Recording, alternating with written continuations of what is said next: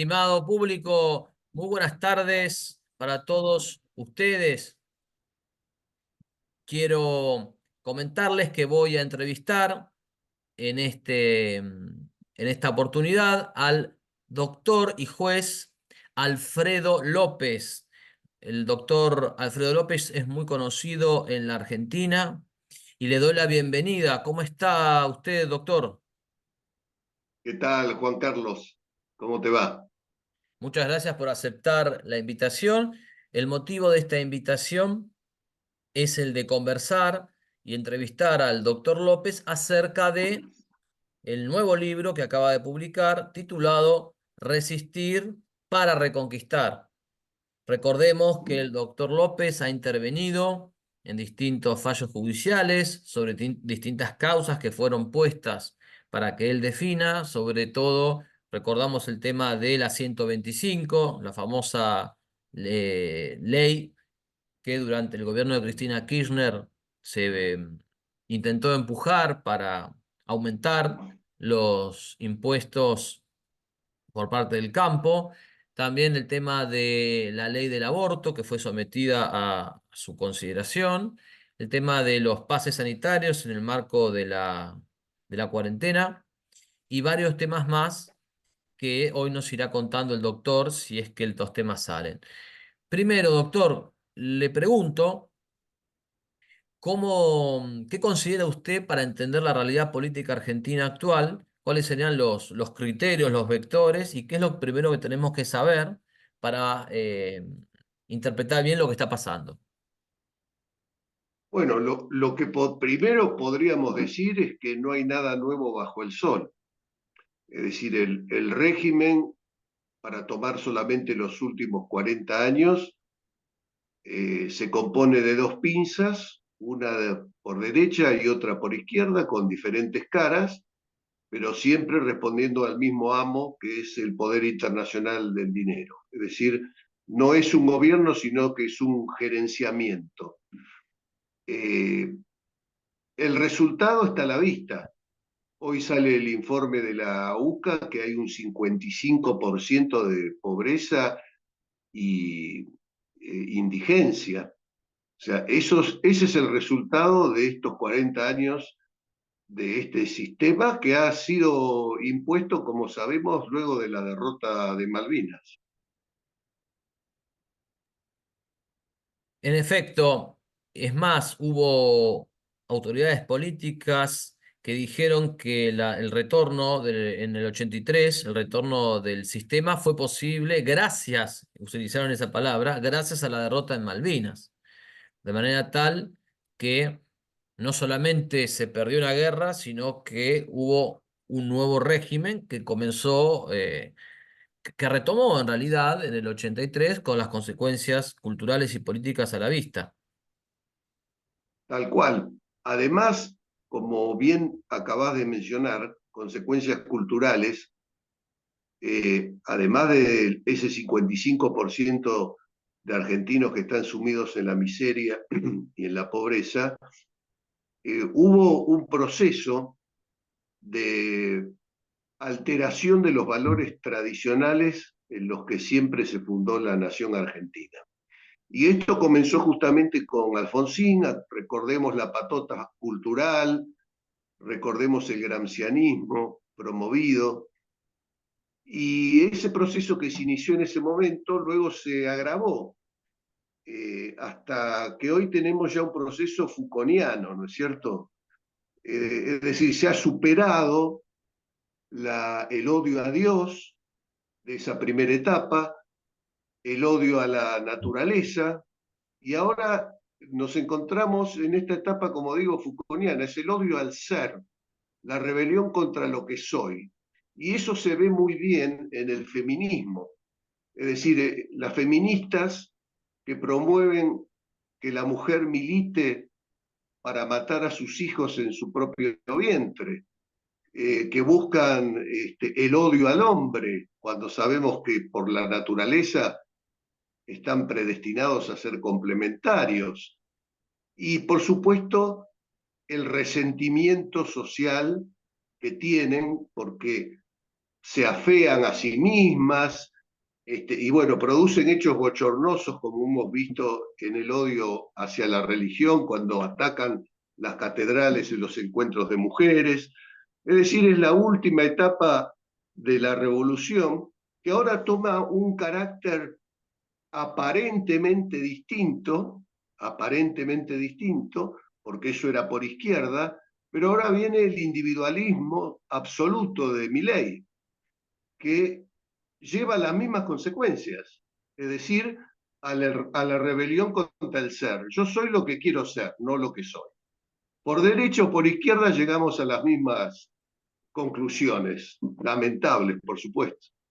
Creo que era Luis el que alguna vez dijo que el demonio genera dos herejías y que eso, dos herejías opuestas entre sí y que le plantea esas dos herejías a la gente de manera tal que le compres la herejía que compres, le estás comprando él.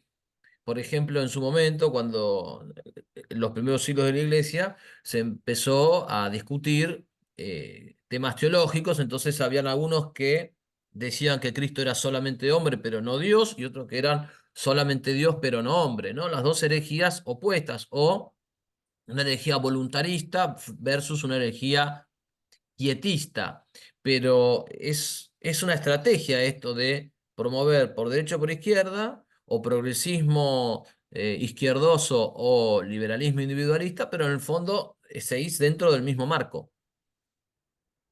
Totalmente, es una dialéctica falsa, mentirosa, y en la cual están entrampados los argentinos y gran parte de la humanidad entretenidas en estas luchas ficticias, sin darse cuenta quién es el verdadero titiritero.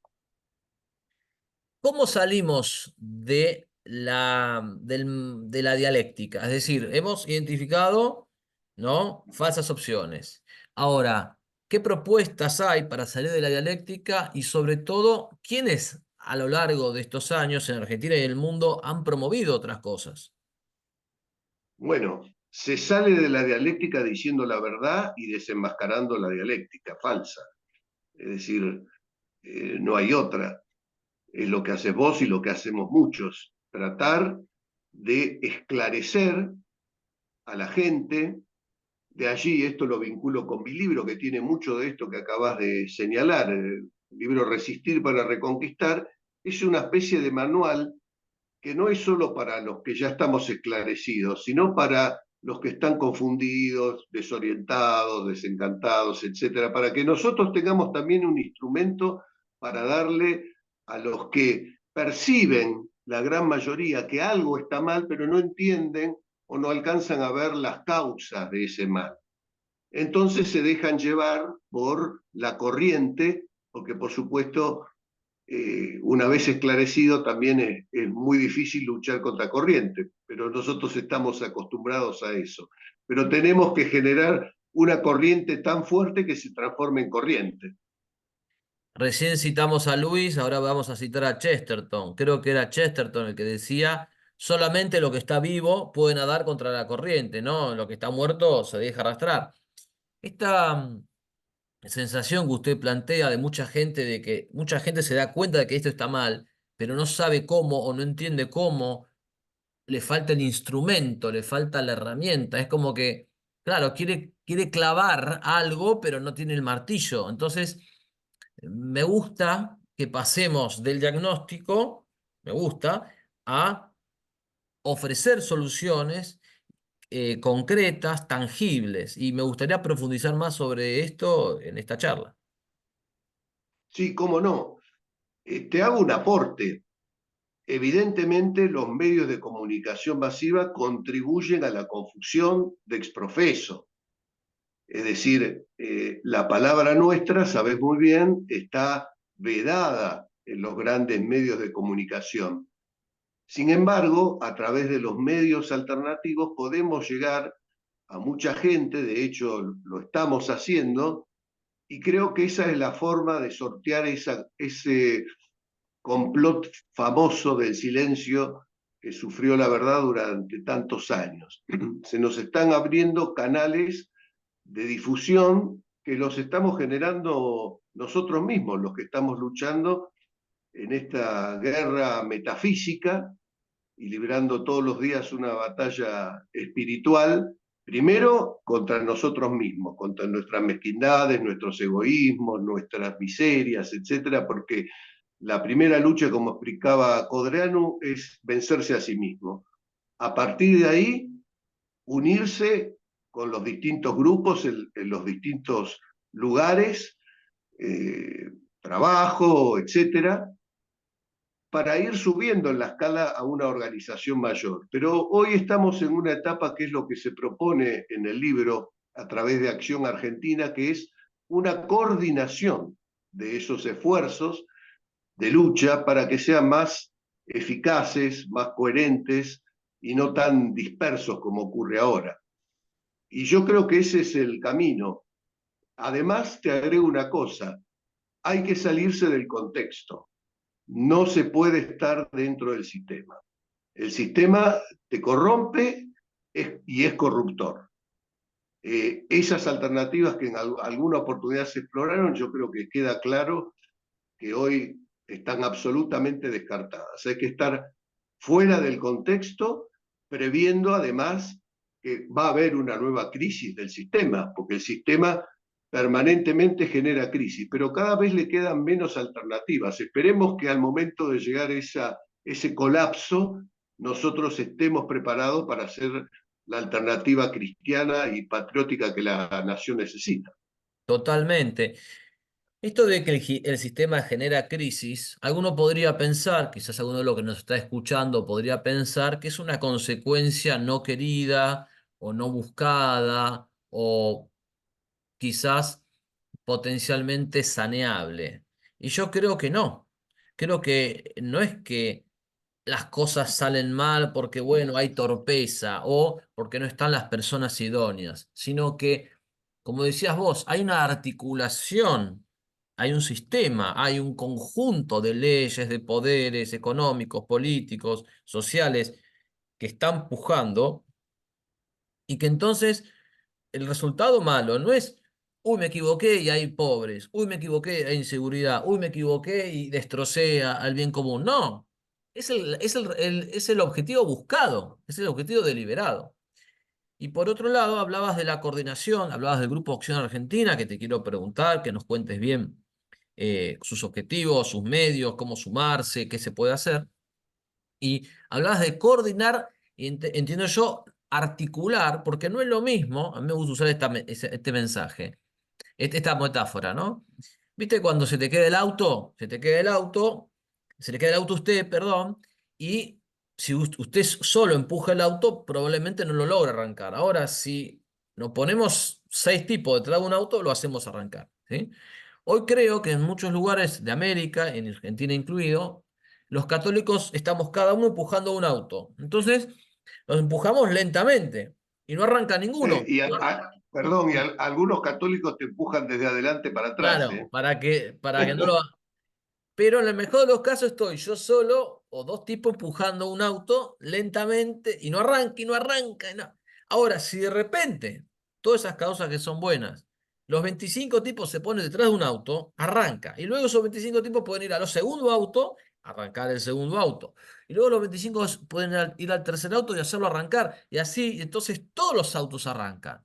A condición de que los 25 empiecen por uno y luego por otro y así. Por eso me gusta la idea de la articulación y quisiera preguntarle a usted más en ese sentido.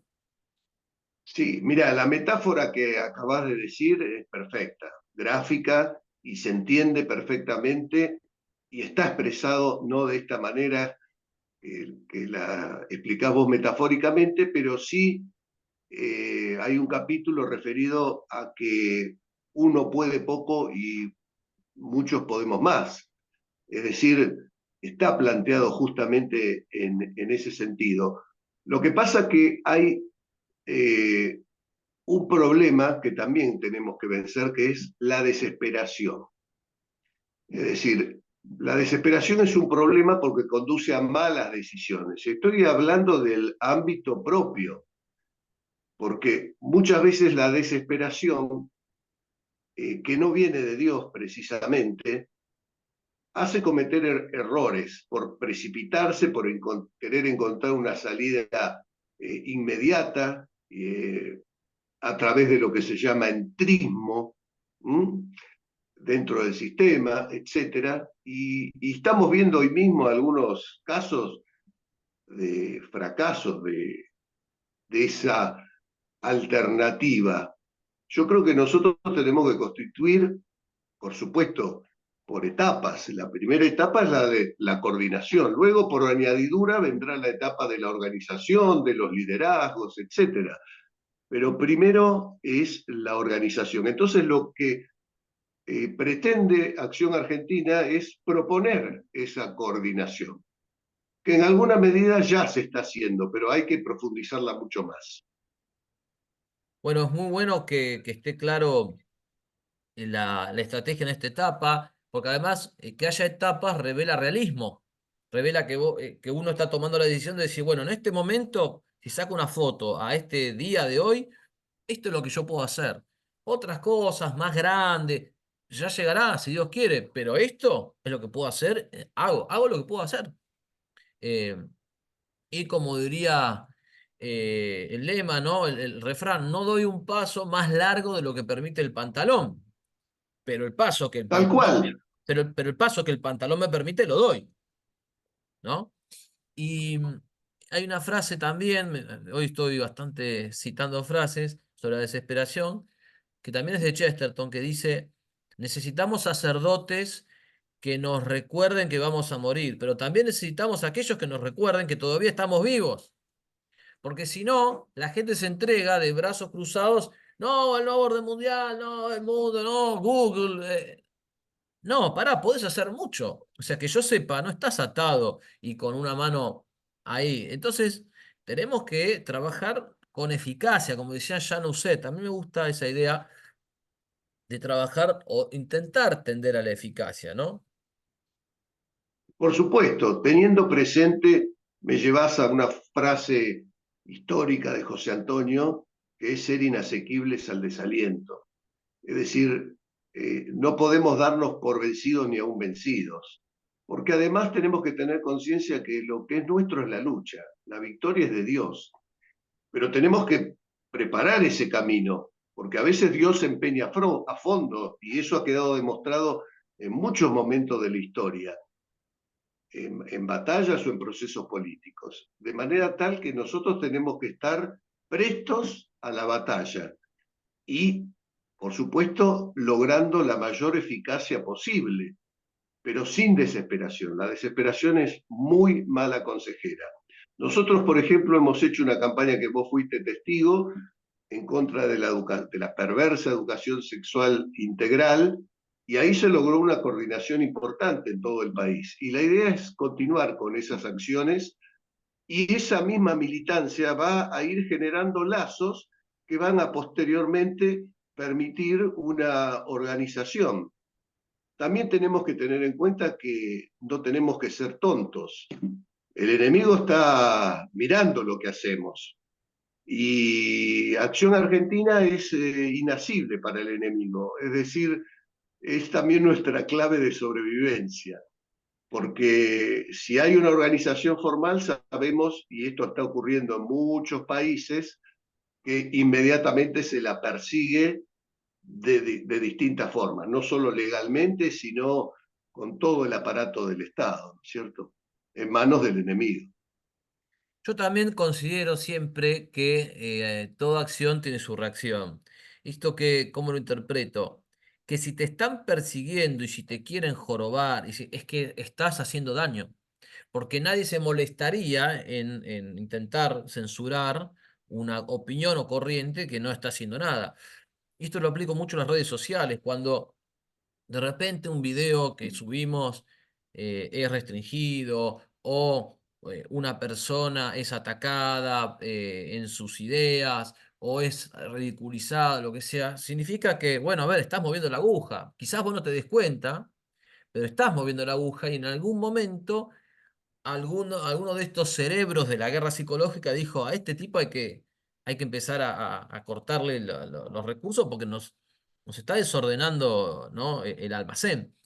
Y en ese sentido, también preguntarle a usted qué otras causas hoy en día, así como bien dijo usted, la educación sexual, la lucha contra la educación sexual, qué otras causas considera que podrían nuclearnos en articulaciones así globales o más amplias. Bueno, hay que empezar por casa, en primer lugar. Como vos dijiste hace un minuto, no hay que plantearse objetivos que superan nuestras posibilidades.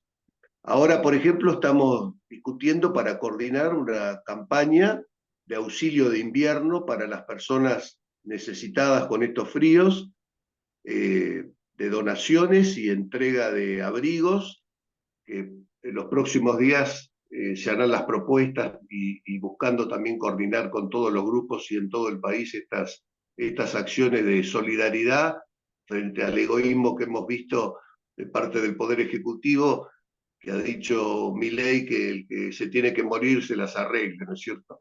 Es decir, nosotros creemos en la solidaridad y en que los argentinos somos hermanos y eso es lo que promovemos. No promovemos la discordia, sino la concordia entre argentinos y la ayuda a los que más lo necesitan en este momento. Me parece excelente esa campaña. Además, surge de un espíritu muy en línea con conceptos muy queridos para nosotros, como la justicia social, como la doctrina social de la Iglesia, como la caridad social, en palabras de Pío XI. Hay un sermón de San Juan Crisóstomo terrible, ¿no? Donde dice, el pan que te sobra pertenece al mendigo. Es decir, realmente no es que la doctrina social es un invento del siglo XIX, que se le ocurrió a un papa que estaba por ahí en Roma, no tenía nada mejor que hacer, sino que son consecuencias sociales de la aplicación de los principios del Evangelio. Así que celebro esta, este proyecto de ayudar a los más necesitados. Sí, por supuesto, porque frente a un Estado, frente a la falacia del Estado presente y ahora la falacia del Estado ausente, nosotros creemos, como enseñaba Sakeri, que el Estado no debe hacerlo todo ni no hacer nada. Debe ser un Estado promotor, que ayude a hacer. Como nosotros no tenemos el Estado, sino que está en manos del enemigo, pero eso no significa que el Estado sea el malo, como se proclama. O sea, el Estado es la nación jurídicamente organizada. Lo que nosotros tenemos que hacer es poner el Estado al servicio de la nación y al servicio del bien común. Mientras tanto, como no estamos en el Estado, tratamos de hacer con las organizaciones las mejores acciones posibles, ya sea culturales o estas de solidaridad que estamos proponiendo.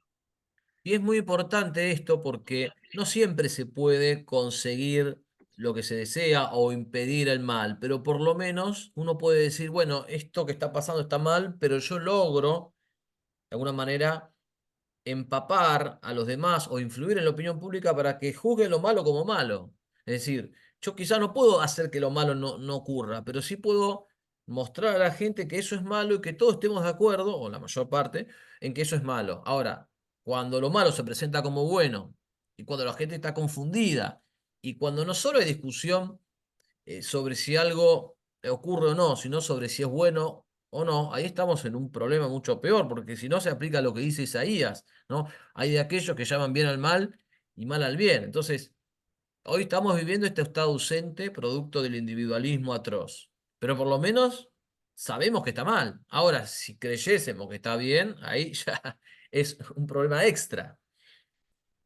No, por supuesto, pero ya estamos observando las consecuencias de esta política de ausencia del Estado, que por supuesto, como dije antes citando a Sakeri, es una falsa dialéctica también entre la otra propuesta kirchnerista de presencia del Estado, que era repartir a los miserables, no sacarlos de su situación de miserabilidad. Nosotros lo que proponemos es elevar a las clases sociales y no sostenerlas en el desamparo y simplemente darles un subsidio. sino trabajo genuino, educación, cultura, etcétera. Voy a poner en comparación dos medidas, una que me gusta y otra que no. En los últimos meses del gobierno de Alberto Fernández, hubo una propuesta que hubo desde una entidad provincial, que era la de regalarle a los cartoneros un carrito más nuevo. Entonces era como que acá vos tenés un carrito todo deshecho, sucio, bueno, acá tenés un lindo carro para que sigas cartoneando. Y yo no podía salir de mi asombro. Decía, ¿cómo van a hacer eso? El tipo no tiene que estar deambulando en la calle. Tenés que tratar de ayudarlo a que salga de esa situación, no darle un mejor carro para que, bueno, me parecía que no era lo que correspondía. Y mirá esta otra medida que hay en España. Bueno, Sí. pero perdóname, te No, dale. interrumpo para ratificar lo que acabas de decir. Sí, sí, sí. Diosdado Cabello, en Venezuela, dijo precisamente que tenían que mantener a los pobres como pobres, porque si se elevaban de clase social, no los iban a apoyar. Y en México, López Obrador dijo que apostando a los pobres, dándoles subsidios, tienen la elección asegurada. Hay que ir a lo seguro. O sea que es claro que la izquierda no defiende a los pobres, pretende utilizarlos y dejarlos en un estado de pobreza subsidiada. Esto está clarísimo y está expuesto por estos dos personajes que acabo de mencionar expresamente. Increíble, realmente increíble e indignante. Comparaba esto, lo del carro, con una política interesante que tiene lugar en España, que más allá del gobierno, porque no sé si es una política que la dictó este gobierno o el anterior, pero la política es así. Vos quedás desempleado y el Estado te empieza a pagar un subsidio que se agota y mientras tanto te va mandando oportunidades de que vos puedas, entrevistas laborales, te dice, suponete, el lunes a las 6 de la tarde tenés una entrevista en Sarmiento 873. El jueves a la 2 a las 2 12 del mediodía tenés una entrevista en la calle Juan Manuel de Rosa al 100. El miércoles a las 7 de la tarde tenés una entrevista acá. Si vos luego de cierto tiempo no te contrató ninguno o no elegiste ninguno, entonces ahí el Estado te retira el subsidio. Me parece interesante porque te ayudo, te busco entrevistas, pero no te ayudo indefinidamente. Porque si vos ya en unos 4 o 5 meses no tomaste nada, es porque no quisiste y yo no quiero alimentar un vago. Entonces me parece un equilibrio interesante que sigue una vieja idea vieja y nueva, del principio de subsidiariedad. Esto de que el Estado o el poder político empuja al sector privado mientras el sector privado no sea capaz de hacer lo que puede hacer por sí mismo, pero cuando sí puede, el Estado progresivamente se empieza a retirar. A mí me parece eso una clave de la doctrina social de la Iglesia y es algo maravilloso para aplicar y para soñar en nuestro país. Por supuesto, aparte, en este tema hay una dialéctica real, que es lo que buscamos nosotros, que es lo que decía San Pablo, el que no trabaja no come. Es decir, trabajo para todos, pleno empleo. No vamos acá a abundar en la praxis de esa política, porque sería extenso, sino la enuncio. Y la dialéctica acá es que el nuevo orden mundial quiere que la gente no trabaje y que tenga un subsidio y que será feliz y no tendrá nada. Y como dice y explica muy bien el, no me sale el nombre, el español, el Chesterton español, De Prada, de Prada, Juan Manuel de Prada, que dice, mientras estás solo en un cuchitrilo y con una patineta y te dan ayuda, bueno, vos no sos consciente de la injusticia, sos consciente de la injusticia cuando tenés que mantener una familia, ¿no es cierto? Por eso buscan que no haya familias y la atacan y la desalientan y promueven la homosexualidad y promueven el aborto, la ideología de género, etcétera. Todo eso con una finalidad del nuevo orden mundial que es el despoblamiento con las teorías malthusianas que tienen estos ricos del mundo. Aprovecho para contarle algo, se me acaba de ocurrir una anécdota, una idea de una amiga que se llama Luisa, aprovecho y la saludo si nos está escuchando, que Luisa me decía que una forma también de boicotear las familias no era solamente cultural, sino económica. Porque si vos tenés que trabajar 15 horas o 12 horas para poder subsistir, ni siquiera es que vivir bien, subsistir, cuando el agua te lleva al cuello, estás así respirando. Entonces después no te queda tiempo para estudiar, no te queda tiempo para capacitarte, tampoco podés mantener una familia numerosa, que es el deseo de muchos. Tampoco tenés tiempo de estar en tu casa con tu señor y tus hijos. Tampoco podés hacer deporte. Tampoco podés jugar con tus amigos. No sé, ¿viste? ¿Vio usted, perdón, el típico viernes a la noche? O sea, estás como concentrado en el trabajo. Y esto me pasó también. Una vez un taxista, yo me puse a hablar con él, me dijo, yo le decía, ¿cuántas horas está usted aquí? 14 horas trabajando. Imagínese usted que físicamente después el tipo es un desastre, porque no se mueve y era un hombre que necesitaba, como todos, movimiento. ¿Y cuánto tiempo está en su casa? No, llego de noche, estoy con mi señora, estoy 40 minutos, mis hijos están casi dormidos. O sea que no es solo cultural, sino también económico. Y sobre esto le pido a usted una reflexión. Sí, no voy a abundar en lo que acabas de señalar desde el punto de vista económico, pero sí le añadiría otra cosa.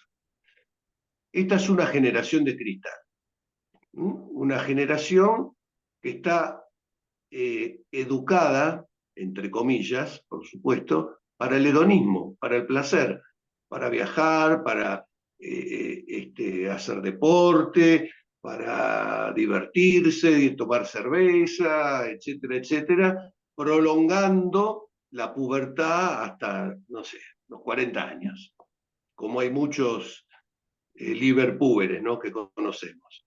Entonces, lo que ocurre acá es que hay que devolver el sentido de la vida, el esfuerzo y el sacrificio por la familia. El que no vive para servir no sirve para vivir. Y eso lo tenemos que tener en cuenta porque ese es otro aspecto, además del económico, que es cómo han penetrado en la psicología de la gente. Hoy vemos eh, chicos, entre comillas también, de 40 años que viven en la casa de sus padres y que no tienen ninguna perspectiva ni interés de formar una familia, ni de progresar, ni sacrificarse, ¿no es cierto? Se huye al sacrificio y al esfuerzo. Y eso creo que es un elemento muy importante para tener en cuenta, porque nuestros abuelos no la tenían tampoco fácil, o nuestros padres. Y sin embargo, hicieron el sacrificio y formaron familia. Y salieron adelante, con sus dificultades, por supuesto. Pero la vida es difícil y hay que afrontarla, no eludirla. Creo que estos dos casos, hemos hablado de tres casos, yo a usted le presenté dos, usted me habla de uno, creo que son casos que existen, son distintos, pero no son excluyentes. Es decir, evidentemente hay un sector de personas que quiere pero no puede por la situación y hay un sector que puede pero no quiere, que eso es tristísimo, porque así como hay estas personas que están absorbidas dentro de un sistema económico y no pueden salir y quisieran poder dar más y el sistema no les da, porque este tipo tiene que estar 14 horas dentro de un taxi, de otra manera hay un tipo que tiene un montón de facilidades, que tiene por ahí el confort económico, pero no le brota del corazón hablar con una mujer, vincularse, ponerse novio, casarse y tener hijos. O sea, es terrible eso, ¿no? Y creo que son manifestaciones distintas, pero del mismo espíritu de la modernidad o de la posmodernidad. No, absolutamente. Esto que acabo de decir no excluye las políticas sociales de aliento a las familias numerosas y a la familia. Debiera haber un ministerio de la familia, no de capital social. No somos un capital. ¿Mm? Un ministerio de la familia, como por ejemplo ocurre en Hungría, donde se dan créditos subsidiados, donde se dan ayudas por hijo, etcétera, que ya otros regímenes anteriores en el tiempo lo implementaron con un gran éxito, facilidades para el acceso a la vivienda, etcétera. Yo creo que eso evidentemente no existe y debiera existir, y es lo que un Estado nacional debiera tener como prioridad, la defensa y la protección y la promoción de la familia. Sí, es interesante también explorar que así como en el derecho, eh, usted para dictar un fallo a veces mira el derecho en otras partes del mundo, ¿no? También uno puede, para gobernar un país, mirar otras medidas en otras partes del mundo. Y en ese sentido, le pregunto a usted qué otras medidas se le ocurre inteligentes de otros países que se han servido para paliar problemas en aquellos países y que podrían eventualmente ser aplicadas en Argentina. Eh, Sí, ahora mismo el ejemplo que se me ocurre es el de Orbán en Hungría, que ha promovido con éxito la familia y ha a su vez cerrado las fronteras a la inmigración. Es decir, la inmigración extranjera no es una solución para las naciones, sino es un problema, porque vienen de otra cultura, de otras religiones, etcétera. Nosotros tenemos que fortalecer lo que nos une, y primero los argentinos, por supuesto.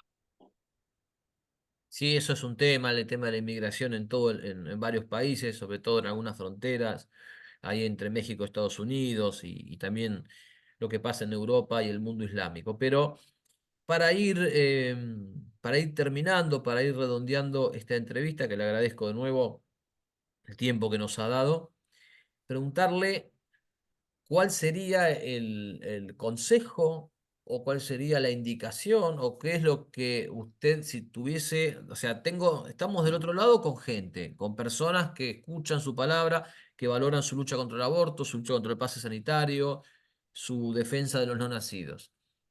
Personas de Argentina y personas de otras partes del mundo, porque también, gracias a Dios, nos siguen mexicanos, de Guatemala, de El Salvador, de Perú, de Bolivia, de Chile, de Colombia, de Ecuador. Eh, ¿qué, qué consejo nos puede dar? No dejarse vencer, no dejarse vencer por la vida, no dejarse vencer por el mundo. Eh, Fortalecer y pedir a Dios la fe, que aumente nuestra fe. Saber que somos hijos de nuestra patria, donde hemos nacido. Que la patria esté enferma no significa que la debamos abandonar, significa que la debemos proteger y luchar por ella. Si uno tiene una madre enferma, un padre enfermo, no lo abandona porque está enfermo. Y la patria es nuestra madre, nuestro padre.